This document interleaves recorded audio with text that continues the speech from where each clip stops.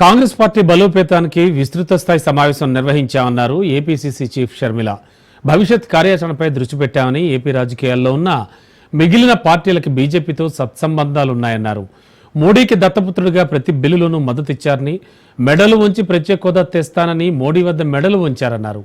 బీజేపీకి ఏపీని తాకట్టు పెట్టారన్నారు. బీజేపీ గత 15 ఏళ్లుగా ఏపీని మోసం చేస్తూనే వస్తోందన్నారు. ప్రత్యేక హోదా, పోలవరంపై దృష్టి సారించలేదని, ప్రధాని రాజధాని కట్టుకోవడానికి అప్పిస్తున్నారు. రాజధాని పూర్తి నిర్మాణ బాధ్యత కేంద్రాందే అని గుర్తు చేశారు. ఆమె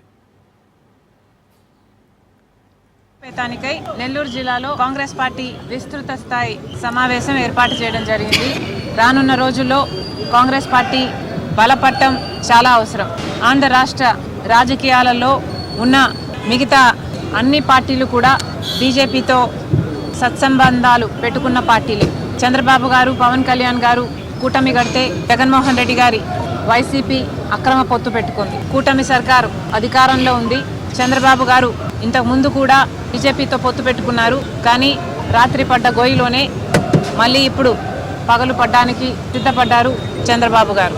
మన రాష్ట్రానికి ఏ ఒక్క మేలు చేయని బీజేపీ పార్టీకి మద్దతిస్తూ ఈరోజు బీజేపీ పార్టీ అధికారంలో ఉంది అంటే ఒక స్తంభంలా నిలబడిన వాడు చంద్రబాబు గారు.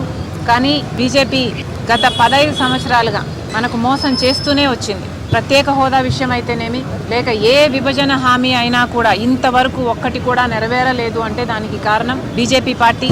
మన ఆంధ్ర రాష్ట్రంలో కాంగ్రెస్ పార్టీ రావాలి, కేంద్రంలో కాంగ్రెస్ పార్టీ అధికారంలో ఉండాల్సిన అవసరము ఆంధ్ర రాష్ట్రానికి ఇంకెక్కువ ఉంది. ఎందుకంటే విభజన హామీలలో ఏ ఒక్కటి నెరవేరాలన్నా బీజేపీ చెయ్యదు. చూసాం, గత 11 సంవత్సరాలుగా చూసాం. బీజేపీ ఒక్క హామీ అంటే ఒక్కటి కూడా నిలబెట్టుకోలేదు. ఈ హామీలన్నీ నెరవేరాలి అంటే కాంగ్రెస్ పార్టీ బలపడాలి. ఈ ఒక్క ఉద్దేశంతోనే నేను ఆంధ్ర రాష్ట్రంలో అడుగు పెట్టడం జరిగింది.